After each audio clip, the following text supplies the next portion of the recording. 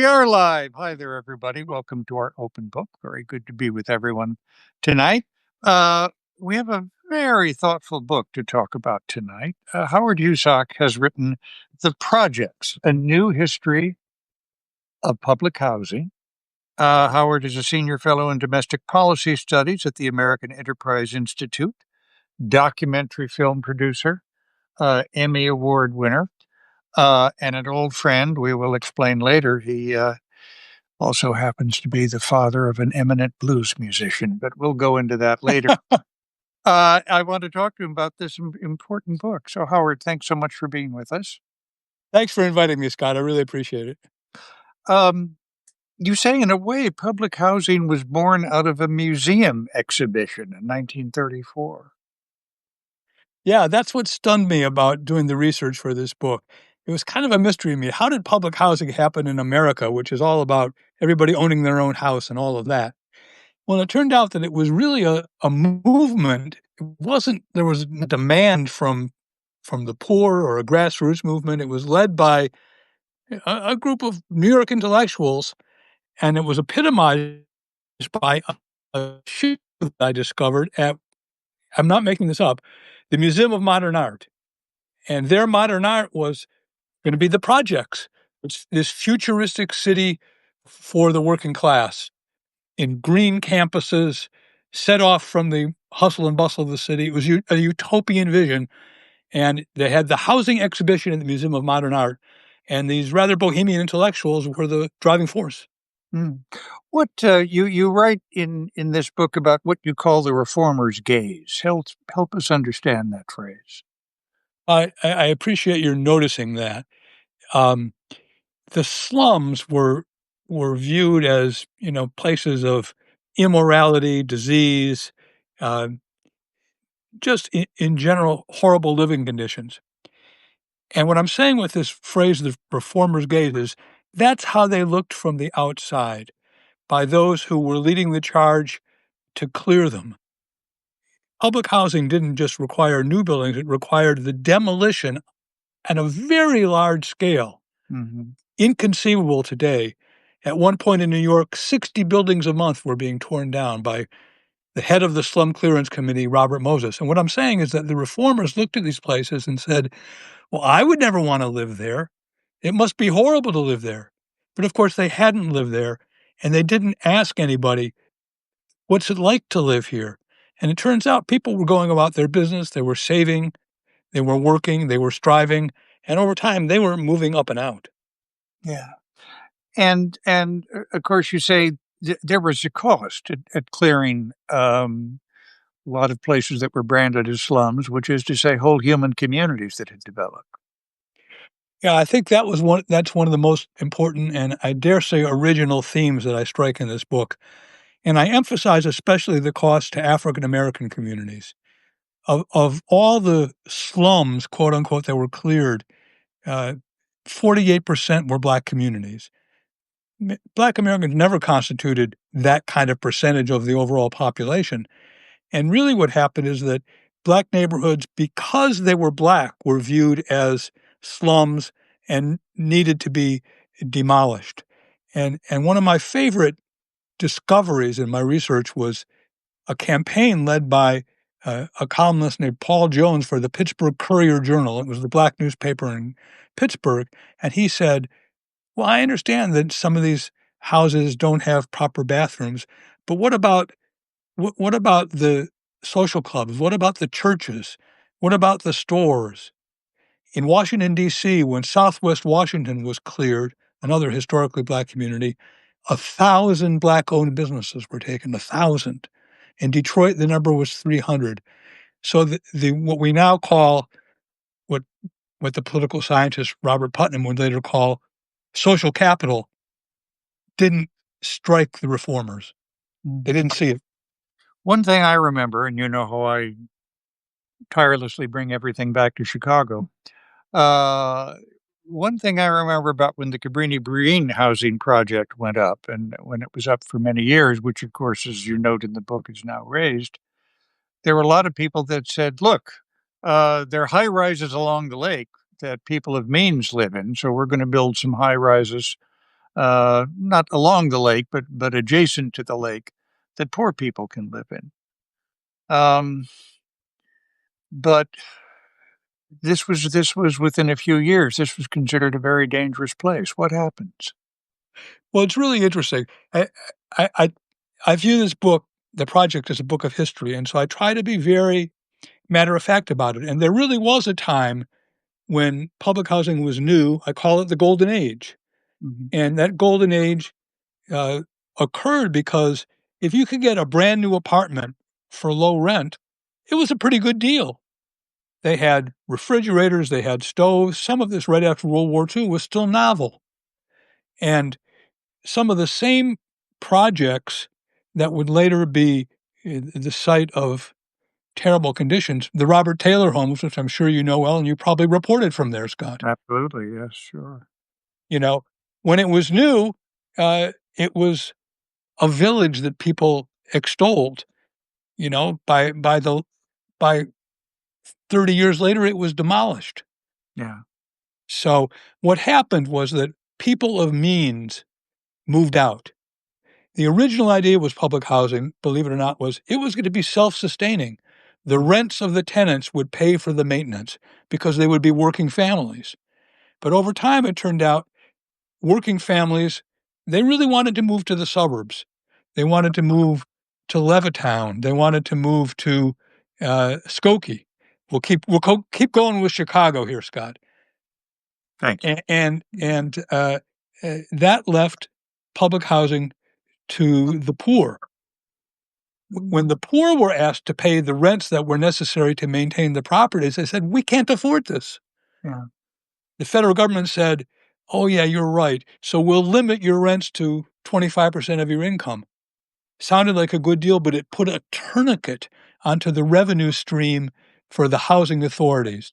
And the projects got to be in worse and worse condition until famously 1973, the ultimate public housing project, 33 11-story towers, once named the modern architecture building of the year, Pruitt-Igoe in St. Louis, imploded in a cloud of dust. so we have some questions coming in from people who are watching us, Howard. Yes, we have a Caroline will. question from S.R. O'Brien. What is the future of public housing? Well, Just a small question. yeah, it's a great question because there are still 876,000 units of public housing in the United States. People don't think about it that much. 177,000 in New York City alone. It's a big system still. And 3 times that many receive an alternative to public housing that was conceived by Richard Nixon called the Housing Choice Voucher. So once physical public housing, by the way, September 19th, 1973, Richard Nixon declared a moratorium on new public housing construction. Was kind of a bookend to the whole movement. Mhm. And what happened then was the voucher idea kind of think of them as housing stamps. You get to go to a private apartment and still only pay a percentage of your income in rent. That was viewed as, well, it's better than building these brick and mortar places, so let's try that. That exploded. There are now 2.5 million voucher holders, 876,000 public housing uh, residents. My view is that it's become a kind of a honey trap. That is, it's a good deal, but people stay forever, and that's not a healthy thing. Uh, some research that I did for the book shows that uh, 89% in public and subsidized housing stay there for 5 years or more, 65% for 10 years or more, 10% of New York public housing residents have lived there for 40 years or more. Meanwhile, there are extremely long waiting lists. So I think if we're going to continue this system, look, I confess I regard it kind of an original sin of hubristic city planners, but here we are. Mhm. Can't go back to that fork in the road.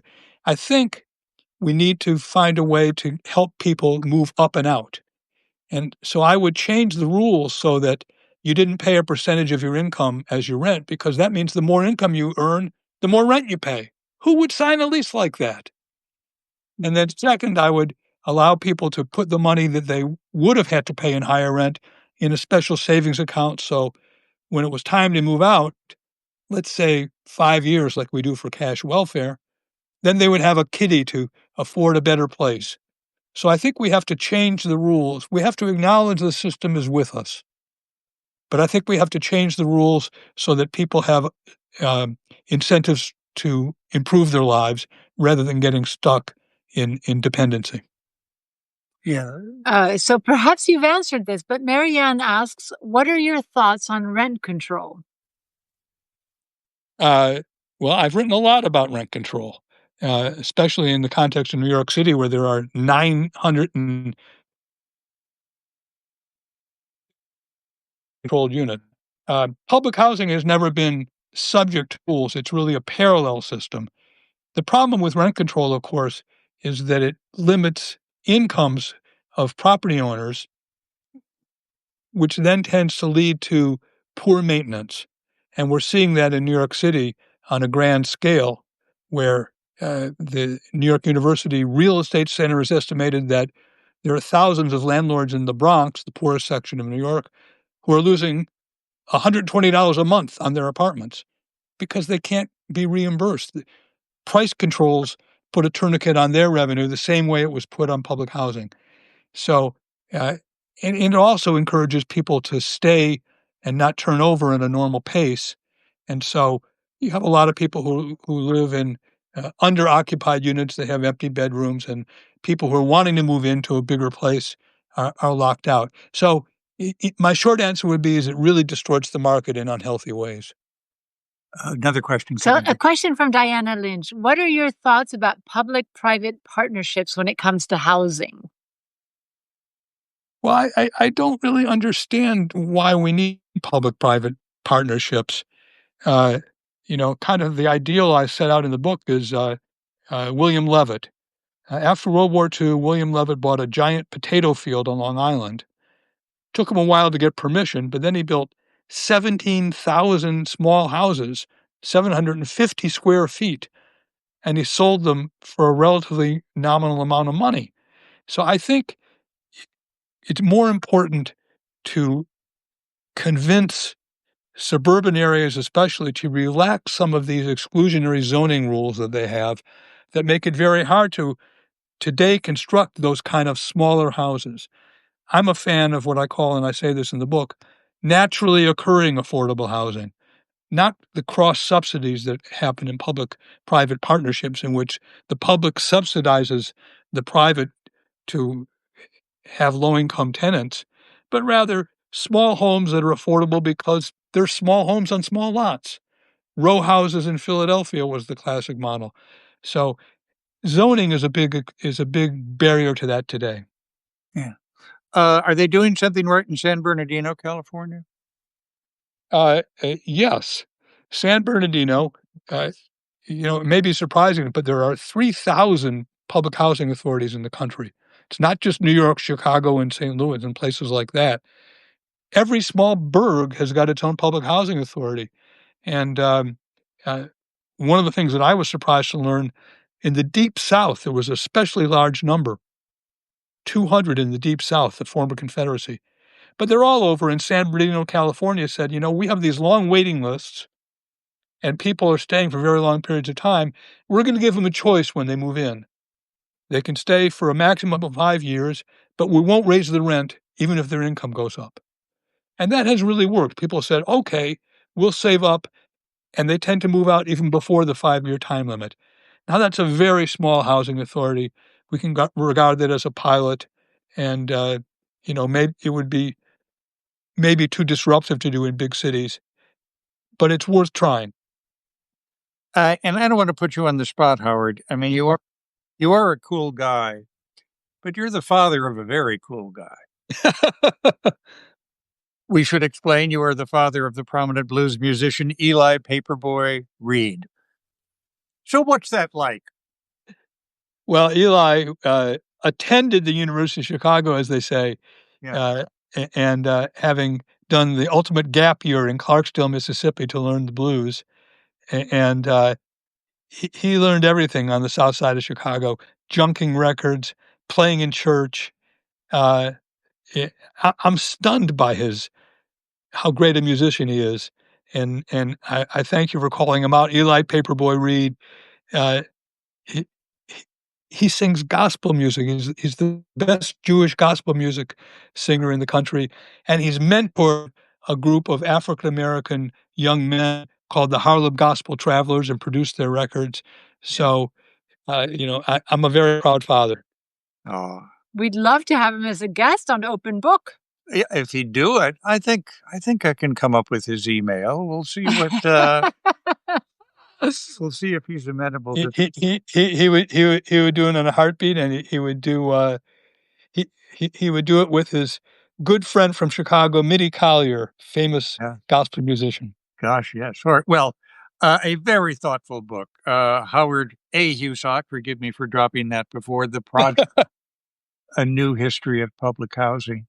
Very thoughtful and important, and contributes a lot of ideas that stand to be heard. So, Howard, thanks so much for joining us tonight on our open book. We want to thank all of you folks tonight for joining us in our open book. Do we have a guest tomorrow or reading? Okay, we'll have a reading tomorrow. I don't want to promise anything, but I think a little something on Paris would be good. So, thanks very much for being with us, everyone, tonight. Take care. Bye bye.